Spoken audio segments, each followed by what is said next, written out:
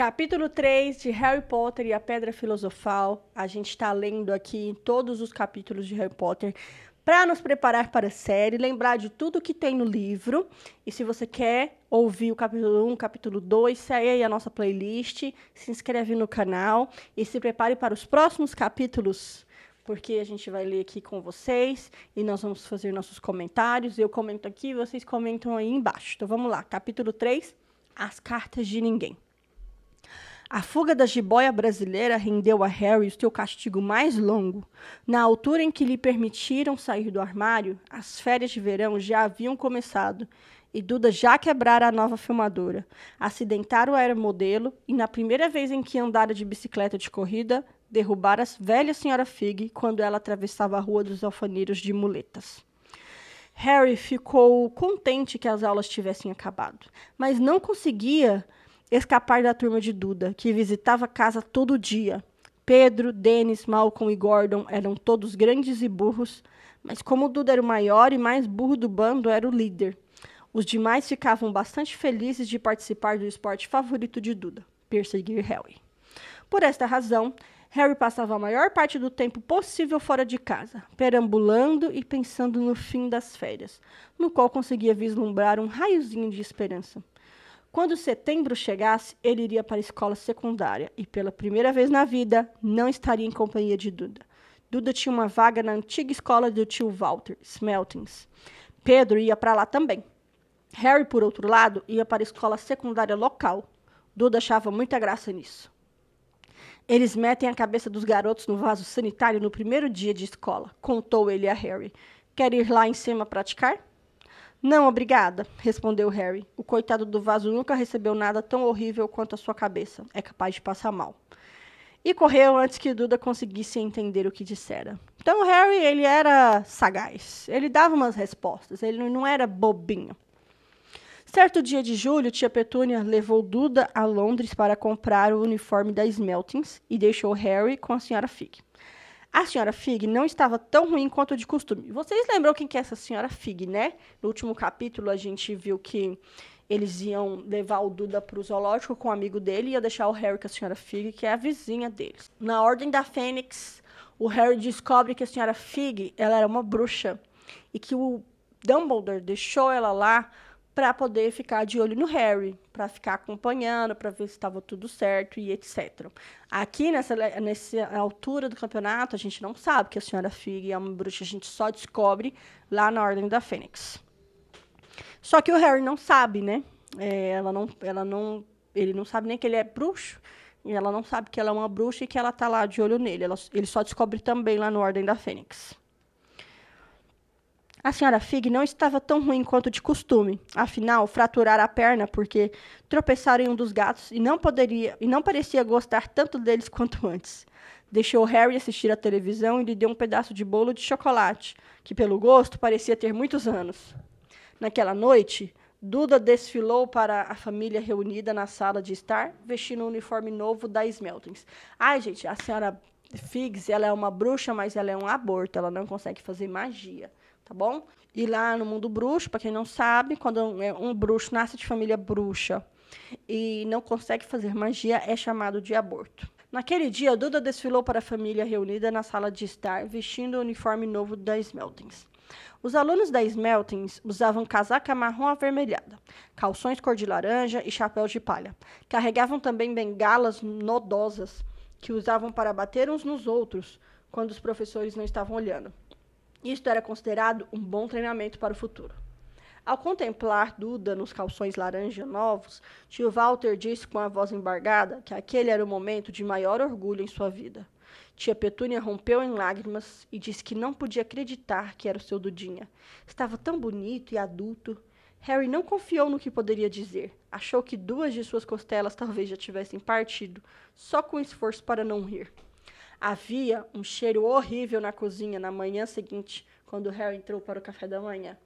Parecia vir de uma grande tina de metal dentro da pia. Ele se aproximou para espiar. A tina aparentemente estava cheia de trapos sujos que boiavam em água cinzenta. O que é isso? Perguntou a tia Petúnia. Os lábios dela se contraíram como costumavam fazer quando ele se atrevia a fazer uma pergunta. O seu uniforme novo da escola, respondeu. Harry espiou para dentro da tina outra vez. Ah, comentou. Eu não sabia que tinha que ser tão molhado.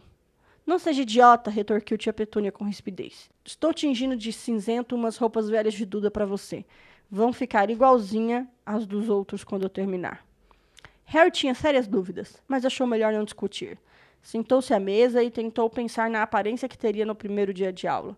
Como se estivesse usando retalhos de pele de elefante velho, provavelmente. Duda e tio Walter entraram ambos com os narizes franzidos por causa do cheiro do novo uniforme de Harry. Tio Walter abriu o jornal, como sempre fazia, e Duda bateu na mesa com a bengala de Smeltings, que ele carregava para todo lado. Ouviram o clique da portinhola para cartas e o som da correspondência caindo no capacho da porta. Apanhe o correio, Duda, disse o tio Walter por trás do jornal. Mande o Harry apanhar. Apanhe o correio, Harry. Mande o Duda apanhar. Cutuque ele com a bengala de Smeltings, Duda. Harry se esquivou da bengala de Smeltings e foi apanhar o correio. Havia 3 coisas no capacho. Um postal da irmã do tio Walter, Guida, que estava passando férias na ilha de Wight. Um envelope pardo que parecia uma conta. E uma carta para Harry. Harry apanhou-a e ficou olhando, o coração vibrando como um elástico gigante. Ninguém, jamais, em toda a sua vida, lhe escrevera. Quem escreveria? Ele não tinha amigos, nem outros parentes. Não era sócio da biblioteca, de modo que jamais recebera sequer bilhetes grosseiros pedindo a devolução de livros. Contudo, ali estava, uma carta, endereçada tão claramente que não podia haver engano. Estava endereçada assim. Sr. H. Potter, o armário sob a escada, Rua dos Alfeneiros 4, Little Winging, Surrey. O envelope era grosso e pesado, feito de pergaminho amarelo e endereçado com tinta verde esmeralda. Não havia selo. Quando virou o envelope com a mão trêmula, Harry viu um lacre de cera púrpura com um brasão. Um leão, uma águia, um texugo e uma cobra circulando, uma grande letra H. Então, o leão é da Grifinória, a águia é da Corvinal, o texugo é da Lufa-Lufa e a cobra é da Sonserina, circulando a letra H de Hogwarts. Anda, depressa, moleque! Gritou o tio Walter da cozinha. Está fazendo o quê? Procurando cartas bombas? E riu da própria piada. Harry voltou à cozinha, ainda de olhos fixos na carta. Entregou a conta e o postal ao tio Walter. Sentou-se e começou a abrir lentamente o envelope amarelo. Tio Walter rasgou o envelope da conta, deu um bufo de desdém e virou o postal. Guida está doente, informou a tia Petúnia. Comeu um marisco suspeito. Oh, Guida está doente. Comeu um peixe estragado. Pai! Exclamou o Duda de repente. Pai, o Harry recebeu uma carta. Harry ia desdobrar a carta, escrita no mesmo pergaminho grosso que o envelope, quando o tio Walter arrancou-a de sua mão. É minha, disse Harry tentando recuperá-la. Quem iria escrever para você? Zombou o tio Walter, sacudindo a carta com uma das mãos para desdobrá-la e percorrendo-a com o olhar. Seu rosto passou de vermelho para verde, mais rápido do que um sinal de tráfego. E não parou aí. Segundos depois, ficou branco acinzentado, cor de mingau de aveia velho. Pai, olha! O Harry recebeu uma carta! Me devolve, é minha! Sua! Quem ia escrever para você?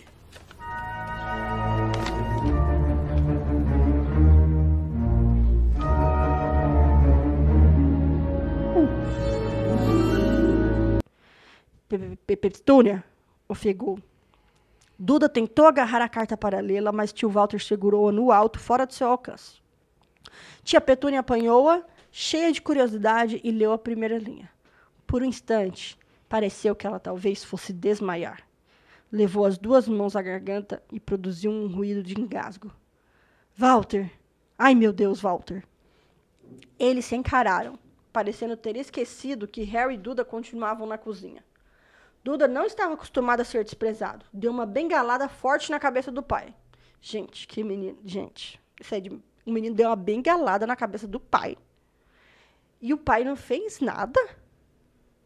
Gente do céu. Esse menino nasceu lá nos anos... Quando que eles nasceram? Nos anos 80, eu acho. Foi, anos 90, anos 80, não sei. E ele já estava assim, tá parecendo os meninos de hoje. E ele falou, quero ler a carta. Quero lê-la, disse Harry furioso, porque é minha. Saiam os dois, ordenou com a voz rouca tio Walter, enfiando a carta no envelope. Harry não se mexeu.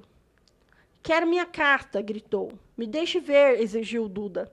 Fora, berrou tio Walter e, agarrando os dois, Harry e Duda pelo cangote, atirou-os no corredor e bateu à porta da cozinha. Harry e Duda, na mesma hora, tiveram uma briga furiosa, mas silenciosa, para saber quem ia escutar a fechadura. Duda ganhou, por isso Harry, os óculos pendurados em uma orelha, deitou-se de barriga no chão para escutar pela fresta entre a porta e o chão. Walter, disse tia Petúnia com voz trêmula, olhe só o endereço. Como é que eles poderiam saber onde ele dorme? Você acha que estão vigiando a casa? Vigiando, espionando, talvez nos seguindo, murmurou tio Walter enlouquecido. Mas o que vamos fazer, Walter? Vamos responder a carta e dizer a eles que não queremos? Harry viu os sapatos pretos lustrosos do tio Walter andando para cá e para lá na cozinha. Não, disse ele decidido. Não, vamos ignorá-la. Se não receberem uma resposta, é o melhor, não vamos fazer nada. Mas não vou ter um deles em casa, Petúnia. Nós não juramos quando recebemos que íamos acabar com aquela bobagem perigosa?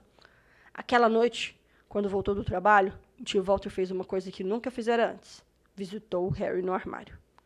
Cadê a minha carta? Perguntou Harry no instante em que o tio Walter se espremeu pela porta. Quem me escreveu? Ninguém. Endereçaram a você por engano, disse o tio Walter secamente. Queimei a carta. Não foi um engano, retrucou Harry com raiva. Tinha o endereço do meu armário. Calado! Gritou o tio Walter e algumas areias caíram do teto.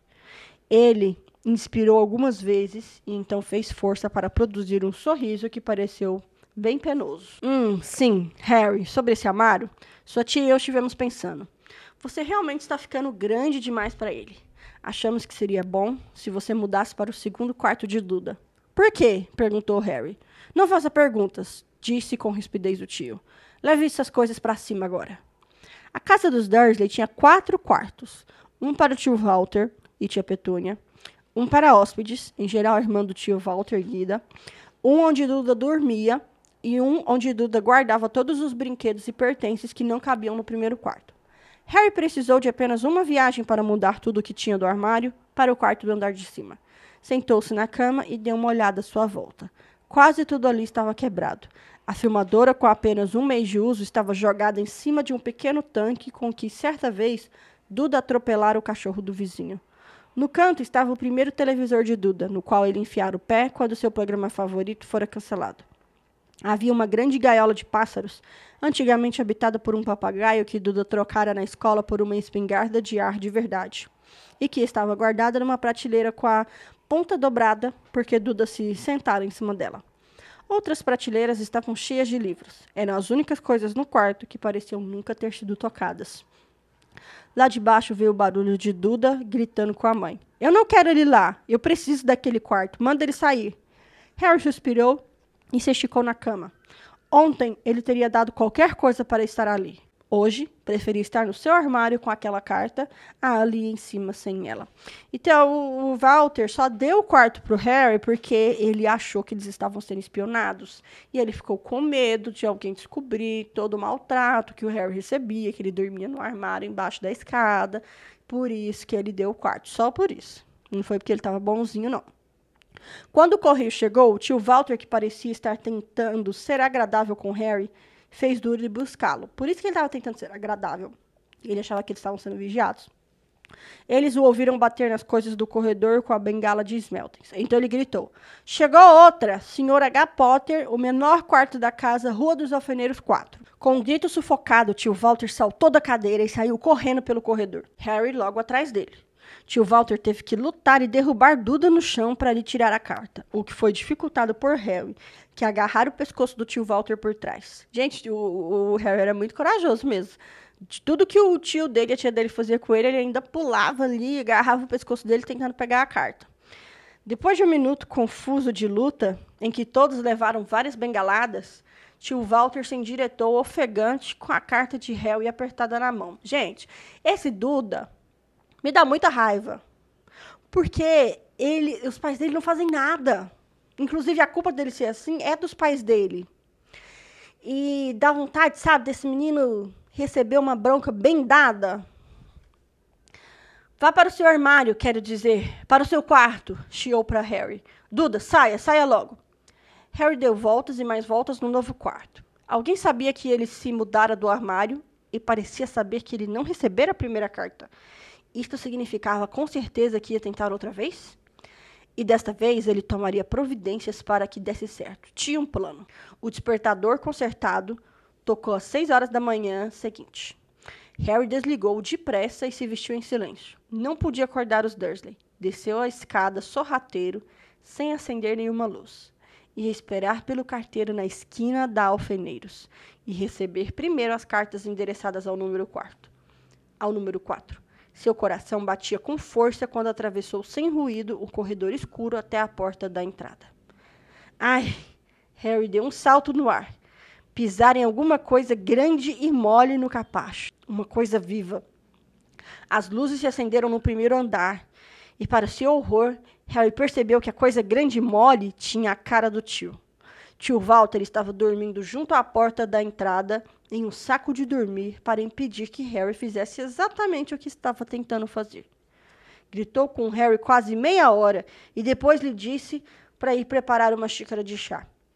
Harry foi para a cozinha arrastando os pés, infeliz, e quando conseguiu voltar, o correio tinha sido entregue, bem no colo do tio Walter. Harry viu 3 cartas endereçadas em tinta verde.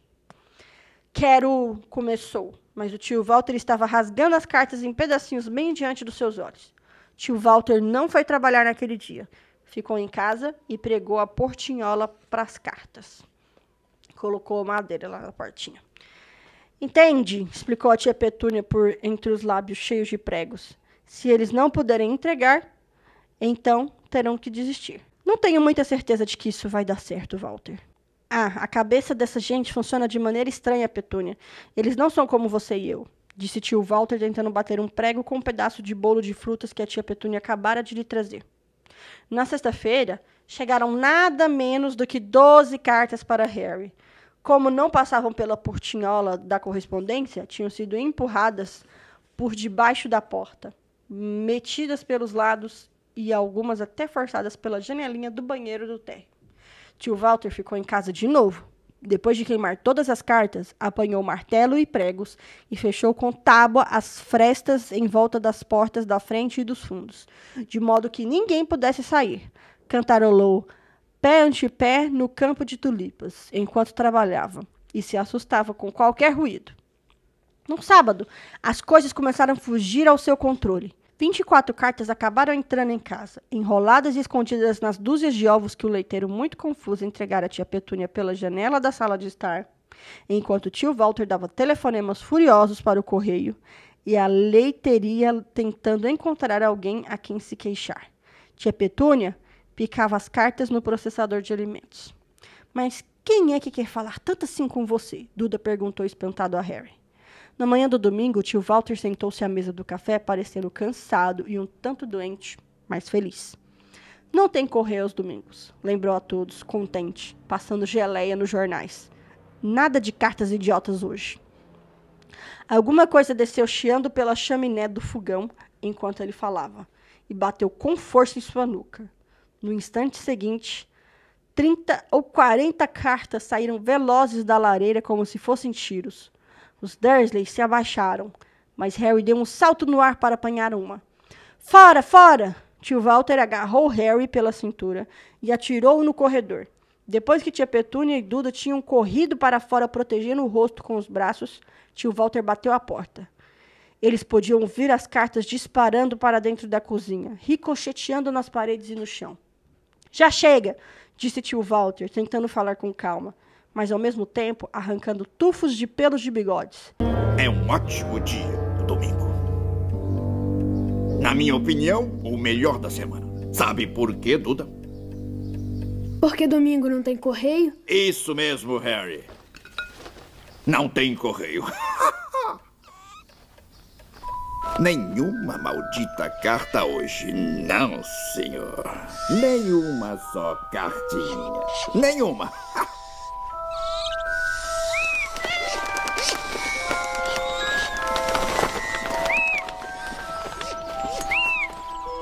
Não, senhor. Nenhuma maldita.